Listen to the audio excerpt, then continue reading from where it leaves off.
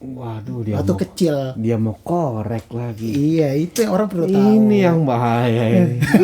Ini good point sih. Ini baru kali ini yang menanya gue begini nih. Hidup gue adalah basket dulu. Seriously. Bener-bener. Jadi gue bangun pagi jam 5, jam 6 gue sudah lapangan basket. Sekolah gue dulu siang jam 1. Oh, oke. Jam 11 siang gue pulang, gue mandi, gue sekolah.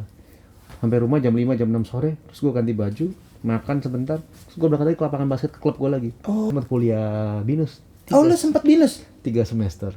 Oh, lumayan dong 1,5 tahun ya. Iya, jadi gue gini, besok mau ujian gue. Aljabar sin cos tangen. Oh, udah aljabar 2 bla bla bla bla bla bla bla bla bla bla bla bla bla. Terus dia bilang ini, "Bon, aduh lu daripada sin kuadrat, sin cos tangen kan enakan C minor, D minor."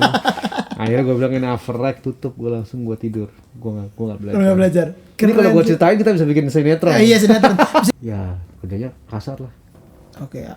Kerja apa? Tukang cuci. Oh, gitu. Gue tukang cuci di warehouse pabrik kue.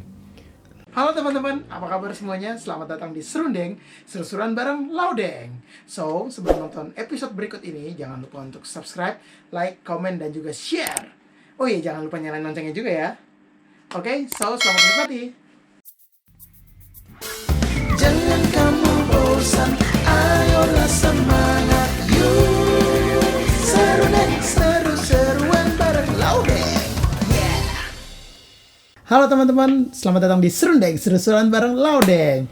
So teman-teman udah nonton episode-episode sebelumnya, semoga bisa menginspirasi kalian, memberikan kalian gambaran-gambaran yang baru lagi tentang dunia musik, seberapa luas dunia musik di Indonesia, dan juga apa yang sudah dikerjakan sama teman-teman musisi yang lain di Indonesia.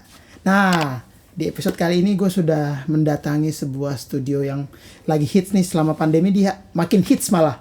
Itu kita akan ngobrol-ngobrol kenapa bisa seperti itu dan siapa sih yang punya studio ini, dan juga beliau adalah seorang bassist, mixing engineer, mastering engineer, terus music director juga, dan banyak lah. Kita akan ngobrol-ngobrol sama dia apa yang sudah dikerjakan dan apa yang akan dikerjakan lagi nantinya. So di episode kali ini gue sudah kedatangan Bonar Abraham. Begitu. Kayak Family 100. Iya ya. Wah, itu tua banget sih Family 100 ya. Family 100 udah sampai berapa generasi berapa kan? Waduh, gua nggak tahu deh. Yang Datangnya segitu ya? Gini kamera kiri kanan. Kamera kiri kanan bingung. Kamera sini betul. Iya, keren. Kok thank you banget nih sudah. Sama-sama. Akhirnya ya. Padahal janjian dari akhir 2020 tuh. Wah, dari Covid udah mau lulus. Dia naik kelas ya. Iya benar-benar.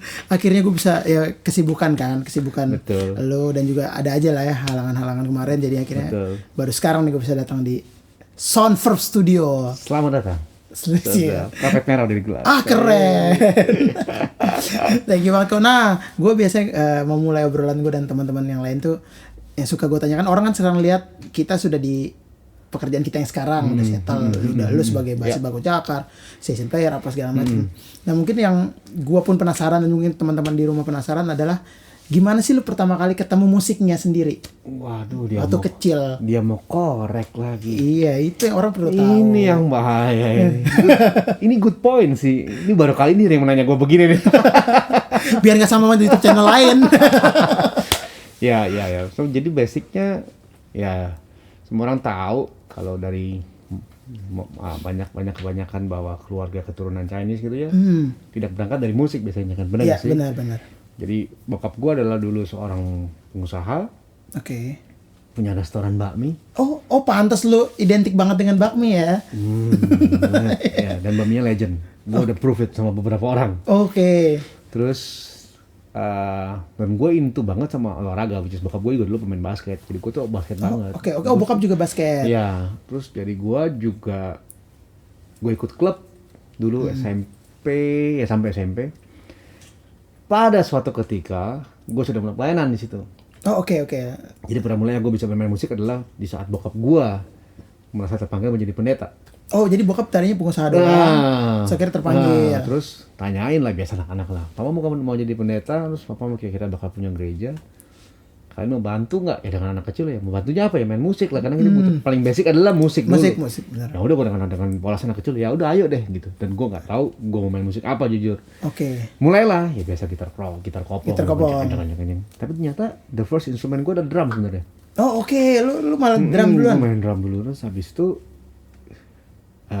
ya di gereja ternyata dikumpul-kumpulin abang gua musinya main drum, jadi main keyboard. Main keyboard. Ada pengerja gereja bisa main drum. Oke. Nggak ada pemain bassnya. Ya akhirnya lah. Akhirnya main bass. Sebelum itu gua main gitar dulu. Kocak nggak? Oke. Jadi gua tuh intinya sama gitar dulu awalnya. Itu sama gitar dulu, beli gitar duluan sampai akhirnya pemain bass nggak ada di gereja dan gua pindah. Ya seperti Main bass. Jadi ya gitar bass drum tuh dulu lumayan fasih lah. Iya. Akhirnya mengerucut jadi main bass aja. Main bass aja sampai keterusan dan itu gue menemukan musik dari situ. Oh, oke. Gue harus memilih antara klub gue mau ikut kejuaraan basket. Gue harus memilih waktu itu. Itu SMA. SMP. Oh, SMP kejuaraan basket tuh. Gue harus memilih. Aduh. Pelatih gue bilang nggak bisa, lu nggak bisa izin dan gue mesti retret. Oh, itu ya. That's a breakthrough. Iya di situ ya. Kayaknya udah jalan Tuhan tuh ya kayaknya. Yoi, gue musik banget abis itu. Oh, musik banget, ya menemukan musik lah di situ. Di situ ya. Oh, oke. Nah, pas bokap sebelum jadi pendeta nih, itu lu maksudnya udah pernah kayak pengen main gitar minimal gitu? Kagak, otak gue basket. Sama sekali ya? Iya, otak gue basket. Hidup gue adalah basket dulu. Seriously. Jadi gue bangun pagi jam 5, jam 6 gue sudah di lapangan basket. Sekolah gue dulu siang jam 1. Oh, oke. Jam 11 siang gue pulang, gue mandi, gue sekolah. Sampai rumah jam 5, jam 6 sore, terus gue ganti baju, makan sebentar, terus gue berangkat lagi ke lapangan basket ke klub gue lagi. Oh, oke. Kita naik sepeda tuh dulu, sepeda ya. Sepeda. Ke klub tuh sekitar setengah jam. Wah, lumayan kok naik sepeda ya, setengah jam. Oh, jauh. Jadi abis itu gue mesti balik lagi malam jam 11 malam, gue tidur. Besok terus lagi? Begitu lagi. Oh, total itu lo ya? Oh iya, dulu gue udah berpikir, goalnya gue dulu, gue mau ikutin dulu, kompetisi basket ya paling dulu kan Kobama. Iya. Jadul banget Kobama. Berapa tahun lalu Kobama, Libama, IBL. Gue dulu udah antara dua, mau Aspak atau Satria Muda. Nah, terus gue punya temen di Satria Muda, which is gue mau coba masuk ke situ awalnya. Karena gue ikut klub di Jakarta Barat. Karena gue pas bokap gue punya gereja di Serpong. Kebetulan di daerah Natimas ini juga temen gue ada yang teman-temanan punya teman sama anak-anak Satria Muda. Deket sini. Jadi ya mau coba lah gitulah, mau coba gue ke sana. Temen ya ternyata it's a different story ya. Menyimpang sekali gitu lah. Mungkin saat itu kalau lu tetap mengikuti keyakinan untuk bermain basket mungkin kita nggak kenal ya. Betul. Dan gue nggak tahu dunia musik sama sekali. Lu nggak tahu dunia musik. Totally different world ya. Iya benar-benar beda ya. Iya benar-benar. Oh nah habis itu akhirnya itu berarti SMP momen itu ya, momen lu memilih itu ya. Iya SMP. Gila, gara-gara retret, thank you retret. Nah akhirnya lu berjalan, ya udah nih lu mengikuti dunia musik gereja berarti awalnya. Betul. Pelayanan tiap minggu. Ya which is tadi gua sempat mention kita sebelum kita rekaman bahwa memang root gua adalah gereja, memang gua main di gereja bokap ya nggak ada pemain musik lain gua. Iya. Jadi which is lu ketemu gua terus tiap hari ada pelayanan gitu. Ada pelayanan pasti ya.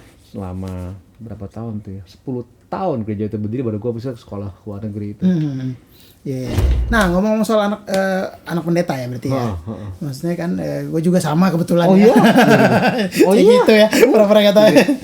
Jadi maksud gue, nah ini gue mau nanya pendapat lo nih secara pribadi nih. Jadi kan ketika apalagi lo berawal dari emang bokap tadinya belum jadi pendeta. Kalau gue kan dari lahir gue nongol tuh bokap gue udah pendeta nih, ya kan. Jadi udah nggak ada pilihan lain nih, maksudnya. Terus gue ya udah begitu aja. Nah sedangkan lu kan dari berbeda profesi bokap terus akhirnya jadi pendeta. Waktu itu lu ada ini nggak sih kayak tertekan atau ada hal apa yang lu pikirin saat dia mengambil keputusan untuk kayaknya panggilan papi ini nih?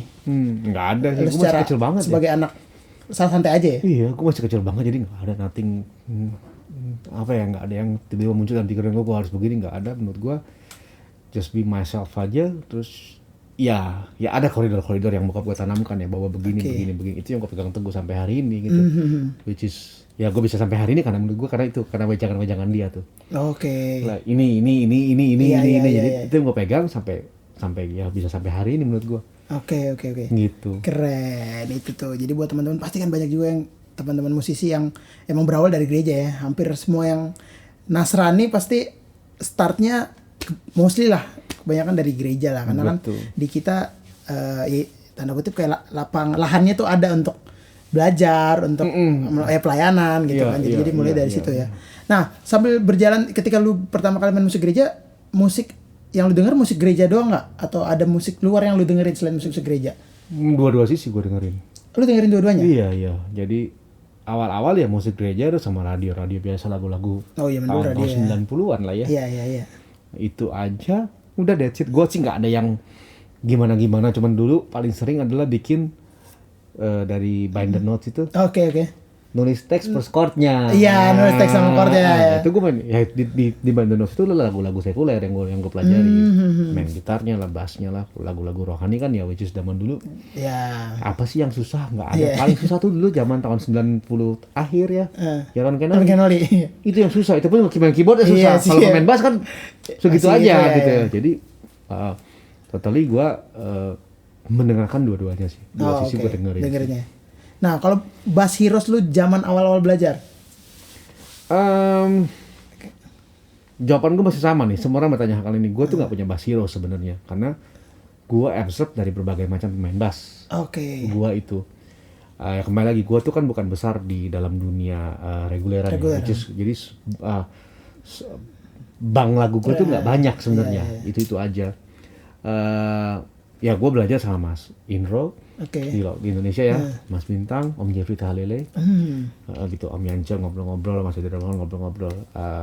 Jadi ya mereka lah boleh dibilang bass heroes gue untuk bisa belajar lebih lanjut. Cuman kalau di luar negeri juga kembali nggak ada. Nggak ada, tapi dengar-dengar aja. Semua ya, gue absorb semua pemain bass.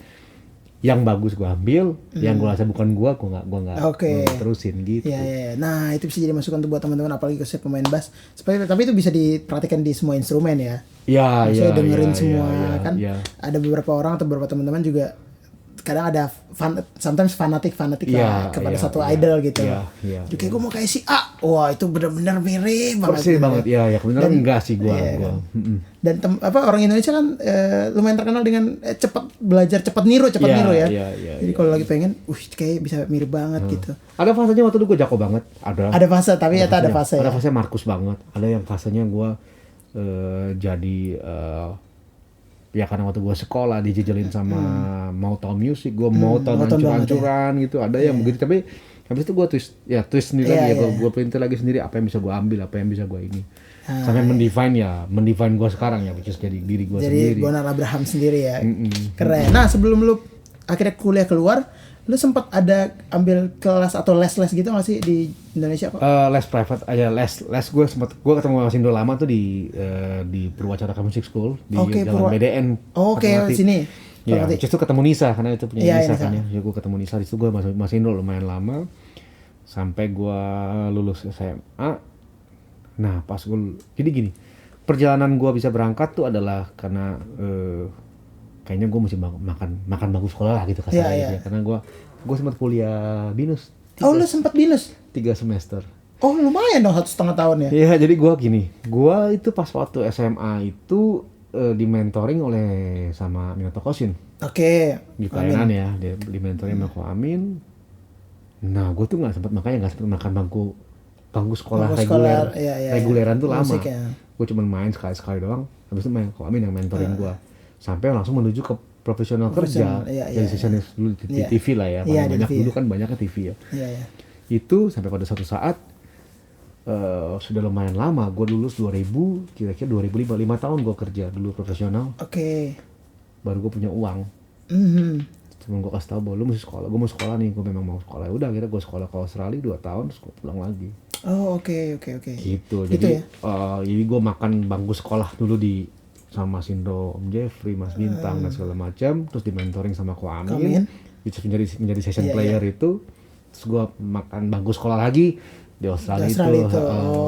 Nah berarti lo habis lulus lulus SMA? Kuliah sambil di mentoring sama Ko Amin itu sama. Itu kuliah binus itu tadi. Iya. Oke. Terus kenapa kuliah lu di mana? Binus, manajemen informatika. Oh manajemen informatika. Waktu itu gimana ceritanya ketika lu memutuskan untuk kayaknya gue keluar nih? Masa itu kan kadang, apalagi lu udah masuk nih 1,5 tahun 3 semester oke. Lucu lah, ya kan. Mostly kan kebanyakan anak muda kan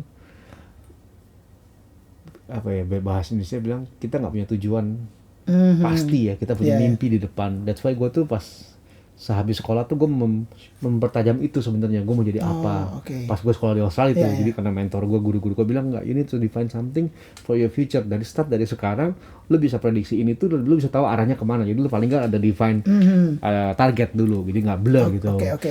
Itu yang gue arahin pas semenjak gue pulang sekolah. Sebelumnya gue nggak tahu. Iya. Gue mau kuliah apa? Gue juga nggak tahu. Gue bingung kan. Akhirnya karena kakak gue manajemen matematika, gue ikut aja deh. Lu ikut aja. Ternyata bukan gue gitu. Belajar aljabar lagi. Iya. Jadi ada satu malam gue nginep dengan teman gue, gitaris gue dulu namanya Yusuf Finardi. Besok mau ujian gue. Aljabar sin cos tangen. Oh udah aljabar 2 bla bla bla bla bla bla bla bla bla bla bla bla.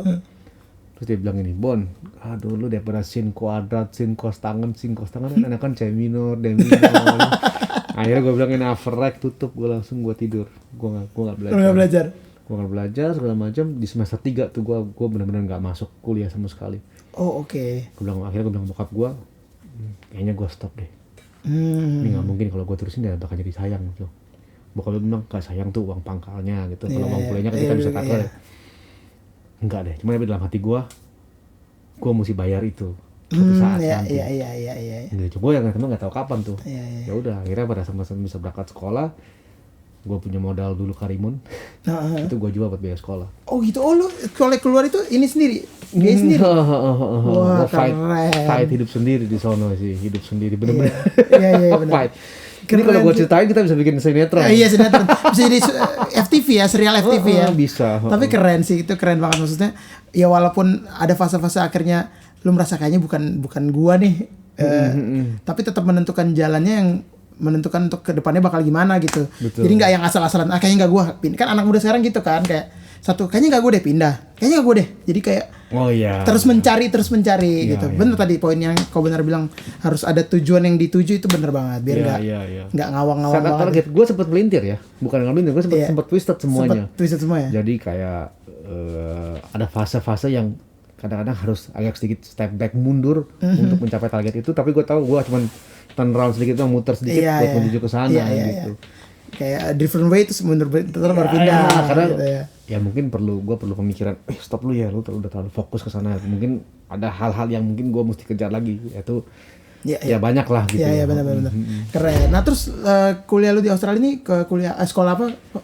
Namanya School of Creative Arts, itu under gereja. Jadi gue dikasih tahu, ya mungkin lo tahu ya, yang namanya Christian City Church, Citri. Ya Citri itu dulu cuma 2, ada Hillsong Music sekolahnya, sama Citri ini School of Creative Arts. Temen gue kasih tahu, lu bisa tahu nih sekolah musiknya tuh zaman tuh renkenali banget. Oh oke. Just kita suka sekali gitu kan ya. Banget lah. Akhirnya gue cek videonya, wah keren banget, lu masih dapat VCD-nya. Wah keren, gue dapat VCD, wah ini bisa. Gue berangkat ke sekolah ke sana. Oh gitu. Jadi yang gue pikir bakal teologia banget, enggak ternyata. Musik. Oh gitu ya. Teologianya cuma hanya buat basic foundation aja, selebihnya musik. Musik ya. Itulah gue makanya banyak berubah lah. Perubahan paradigma gue di situ lah. Nah dari awal lu udah plan pokoknya mau kuliah musiknya tuh di luar, atau lu sempat ada keinginan kuliah musik di Indonesia nggak sih? Sempat gue daftar di UPH. Oh udah daftar malah? Daftar minta beasiswa karena gue pikir dengan achievement gue sampai hari itu, iya kan ya beasiswa boleh ya gitu ya. Iya. Ternyata ya kembali jalan Tuhan beda ya. Iya. Memang gue tuh waktu SMA tuh ada satu semester di SMA kelas 1 itu merah semua. Oh iya. Tapi di SMA gue kelas 3 atau kelas 2 gue ranking 10 besar. Oh oke. Nah herannya itu bapak ketua, gue masih ingat namanya. Dia nggak balik itu. Seriously. Dia nggak balik itu lambar. Kamu gimana bisa dapat beasiswa kalau nilai kamu segini? Oh jadi dilihat yang merah itu dulu? Iya. Gue pikir ya nggak apa-apa juga ya. Gue cukup sedih waktu hari itu, kenapa ya? But it's good. Ternyata menurut gue that's a God's timing banget ya. Dibikin kalau gue masuk UPH mungkin nggak gini juga. Sekarang beda lagi. Benar. Kita nggak pernah ada yang tahu ya. Betul. Gue bilang nggak bisa, kamu tuh nggak bisa dapat beasiswa karena nilai kamu jelek. Padahal gue bilang ini, lu buka lembar berikutnya. Berikutnya tuh gue ranking 4 loh. Iya. Gitu gue ranking 5 loh. Gitu loh. Benar. Hello gitu. Iya. Itu gue lagi gila-gila musik soalnya pas SMA. Iya. Jadi lu agak ini banget ya, lu kayak kelas tinggalin dikit. Gue tinggalin banget, gue gak pernah belajar. Serius gue gak pernah belajar. Hidup gue cuma jam 2 siang pulang, masuk studio, main sampai jam 9 malam. Terus? Mau musim ujian, mau hari biasa, begitu terus. Iya. Gak pernah pegang buku gue. Gak pernah pegang buku. Tapi ya nilainya gak jelek, gak yang 3, 5 aja. 5, 6, yang satu bagus cuma olahraga doang 8. Tetap itu kayak dari daging. Even bahasa Inggris, bahasa Indonesia gue 5. Jelek banget, memang jelek. Jelek sekali. Jelek. Dan memang gue gak, ya lagi otak gue lagi musik banget. Lagi musik banget ya. Gila banget. Dulu zaman main Jim Saku, tahu lu Jim Saku? Oh Jim Saku tahu gue. Tetsuo Sakurai sama drummernya. Aduh kok bisa lupa lah. Siapalah dia tuh? Iya. Tahu gue tahu Tetsuo. Nah, tapi ini ada satu poin yang gue highlight nih. Maksudnya lu tuh berarti orangnya total sama apa yang lu suka ya. Karena maksud gue basket lu tadi cerita sampai segitunya. Iya. Latihannya. Nah, ketika lu berpindah akhirnya kayaknya musik. Lu juga segitunya. Nah, boleh gue tahu gak sih maksudnya apa yang lu pikirin atau apa yang lu rasain, mungkin berbagi juga buat teman-teman ketika lu suka sama satu tapi lu fokus banget nih apapun itu gitu loh. Iya tadi. Mungkin memang dari dalam diri gue sudah ada apa ya, seednya ya, benihnya ya, bahwa memang gue orangnya bahwa bisa kalau gue mau sesuatu gue targetin, gue kejar sampai gue dapet. Oke, itu udah mindset yang udah tanam. Iya, jadi ya udah waktu pas gue gila musik ya gue akan gila terus. Basket dulu gila, gue basket dulu bisa ini tangan kanan kiri nih gue bisa seimbang. Oke. Ini kalau gue shoot gue bisa begini sama nih. Sama ya. Saking gilanya gue, karena gue bilang dulu gue mau bisa kidal. Oh, Jadi kalau lawan gue lihat gue ketemu tangan makan gue tangan kanan, dia semua orang gak aware kan. Iya. Tapi kalau gue mau penetrate ke dalam, selalu gue kiri. Iya. Jadi dia nggak bisa tebak kiri gue. Benar. Itu gue udah bikin twisted supaya gue nggak mau lawan gue tebak gue. Iya. Gue awal mungkin first quarter apa second quarter gue makan main kanan terus. Oh, strategi. Once gitu dia ketebak gue pindah kiri abis itu. Gue main tangan kiri terus. Oh, Gitu. bisa juga nih kiri gitu. Dia nggak sadar kan gitu. Ternyata gue lumayan fasih. Sama, itu yang gue fokusin waktu di musik juga sama. Gue kejar itu terus sampai gue rasa gue tuh gak punya dunia lain selain bermain musik. Jadi hidup gue adalah musik. Iya. Gue pulang sekolah musik, terus gue biasa latihan gila-gilaan standar tuh ya. Jadi memang gue kejar sampai mencapai kriteria apa yang situasi saat itu menjadi standar lah. Iya. Dulu kan cuma ada Mas Indro gitu, jadi kita anak kecil ya. Iya. Dulu gue tuh mainnya Reno. Oh iya, Mas Reno. Jadi kita cuma itu doang, nggak banyak sih, gitu loh. benar. So, jadi ya itu yang membuat gue rasa gue jadi ya memang orangnya begitu, tipikal gue ya begitu ya. Nah itu bisa jadi masukan juga buat teman-teman. Kan itu bagus banget menurut gue. Kan itu juga susah ya. Gue juga agak susah tuh dulu kayak gitu. Dan itu oke banget. Semoga itu bisa menginspirasi teman-teman di rumah juga tuh. Keren. Nah terus akhirnya lu kuliah berangkat meninggalkan negara Indonesia ini menuju Australia. Gue tuh nggak pernah flight jauh loh sebelumnya. Oh iya. That's the first time gue flight jauh 10 jam. 10 jam ya benar-benar. Nah terus begitu nyampe awal-awal tuh apa yang membuat lu untuk susah beradaptasi awal-awal di sana? Kan dari Indonesia terus akhirnya entah kebiasaan atau homesick, nangis gue. Oh lu sempat homesick juga ya? Nangis gue, 2-3 hari tuh nangis karena sepi. Oh oke. Gue hidup di Jakarta ya, kota yang aktif. Sepi, gue tidur di suburb, sepi.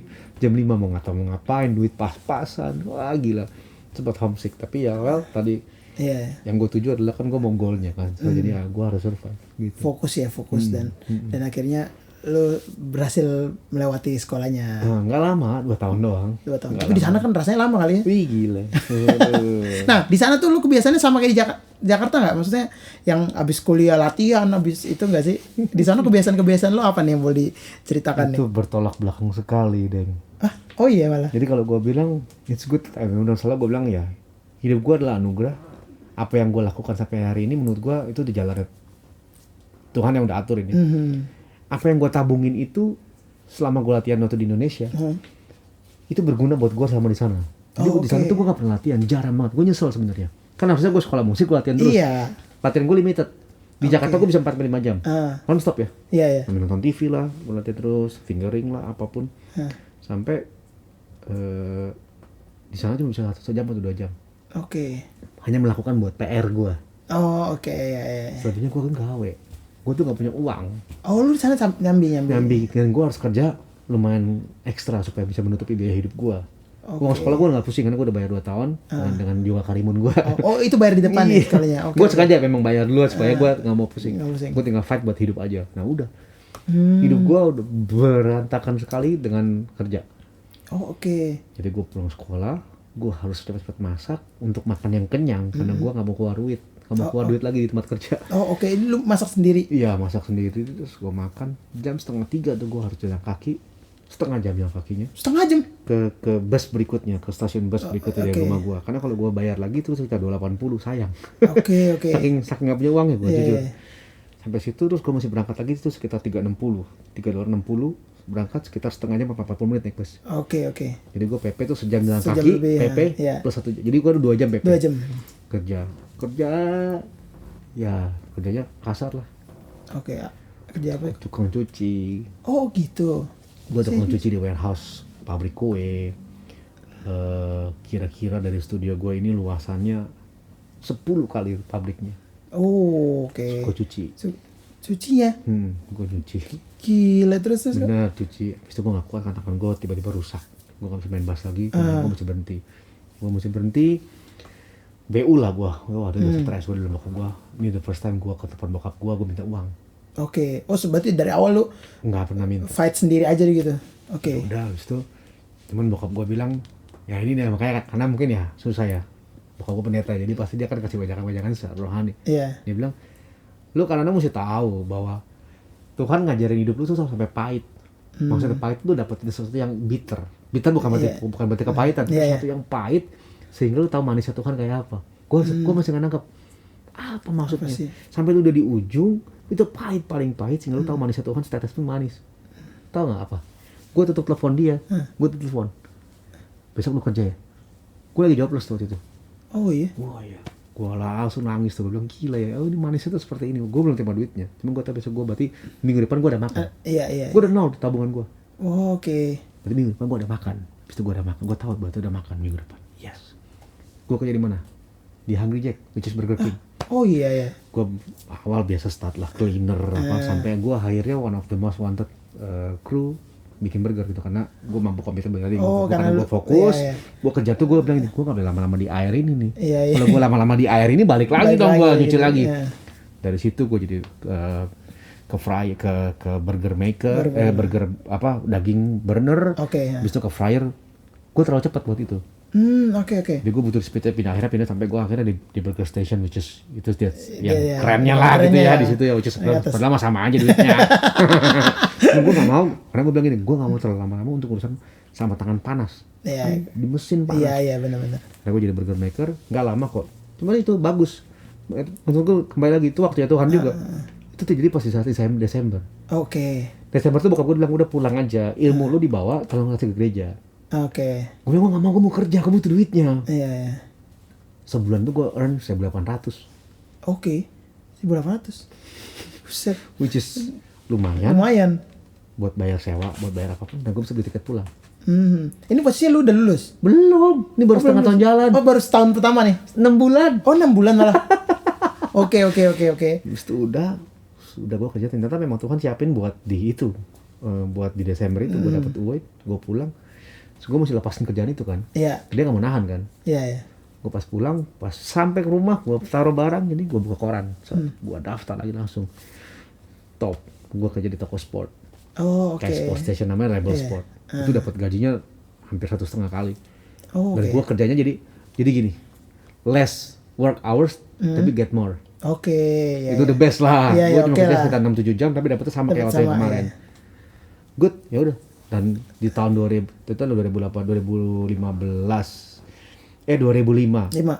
awal gue mulai tuh nge-gig. Oh di sana mulai banyak nge-gig. Jadi uang kerja gue cuma kerja 3 hari sekali, seminggu 3 kali, bisa cuma 4 jam. Iya. Jadi cuma 12 jam tapi dapetnya banyak. Iya. Plus gue gigging, plus gue pelayanan juga di gereja. Oh di gereja sana. Oh gitu. Wah. Akan merintis gereja gue sekarang. Iya. Aduh. Bisa jadi tuh. Udah merintis gereja. Udah merintis. Sudah, gue bantu gereja mix di sana sampai akhirnya buka Indonesian Service dan sampai sekarang masih jalan. Oh, oke. Berarti cikal bakalnya apa dari awal banget tuh ada lu di situ ya. Oh, keren tuh. Ini panjang nih ngomongnya. Keren tapi maksud gue kan enggak, maksudnya banyak lah teman-teman di Indonesia ini pengen lah akhirnya udah kuliah keluar. Terus kan ini juga salah satu pengalaman baru karena kan ada ternyata di Australia ada nih kuliah musik yang ya walaupun emang dari gereja tapi tetap musik gitu loh. Karena kan orang kan di Indonesia keterbatas pengetahuannya juga, taunya kan kuliah musik di luar Berkeley. Iya. Doang ya. Belakangan udah ada MI lah, orang tahu MI. Habis itu nggak banyak lah yang tahu yang lain gitu kan. Iya. Walaupun padahal ya kayak Demas kan di Lama, di LA, terus jadi Aussie juga sebenarnya ada beberapa sekolah musik kan. Ada. Ya yang keren adalah konservatori ya. Iya, konservatori di Sydney, terus ada lagi ada GMC, ada lagi terus apa lagi ya gue lupa, GMC sama apa yang Sandi Winata juga Sandi solo Winata, tuh, iya benar-benar itu udah sih, lupa benar-benar. namanya gue tuh.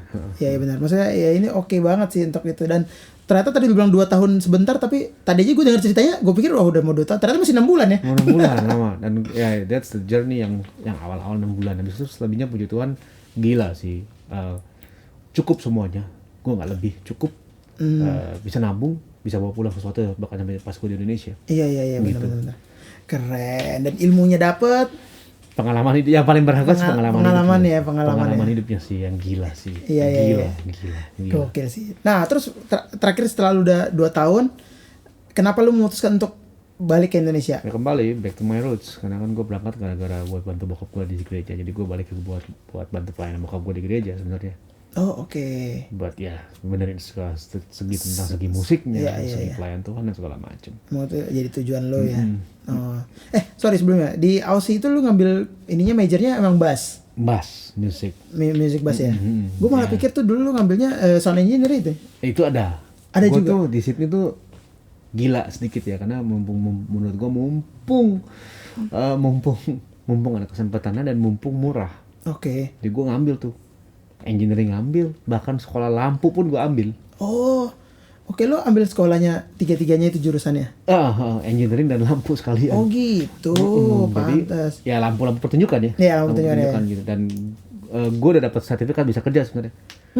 Di audio sama di lampu itu bisa kerja gue. Oke, Udah oke, dapat oke, sertifikat itu gitu. Ya cuma kan gue nggak mau pakai, ya udahlah nggak usah. Iya. Tapi kan ya, maksudnya itu sedikit banyak berguna buat bisnis lo ya juga ya. Pada akhirnya. Tapi emang kita akan sampai sana nanti. Semua baik ya, benar. Tapi Iya, itu semua baik ya. Gue kayak dari situ tuh ininya nih, mulainya nih. Nah akhirnya balik ke Indonesia. Otomatis kan banyak orang suka bilang kayak kayak dari ngapain, kayak dari semacam kayak dari nol lagi gitu.